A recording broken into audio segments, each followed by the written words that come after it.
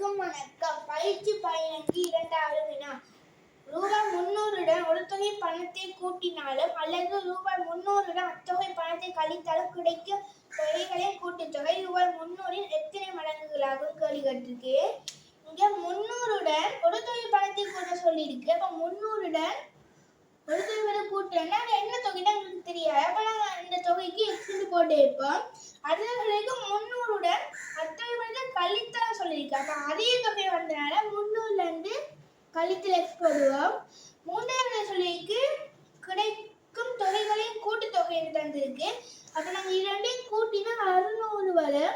இதெல்லாம் கூட்டல் எக்ஸ் கழித்தல் எக்ஸ் வட்டு வரும். அப்ப 300 எத்தனை மடங்குகள் கேள்வி கேட்டிருக்கு.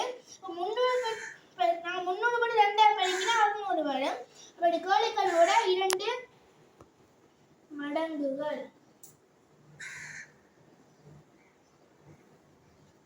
நன்றி.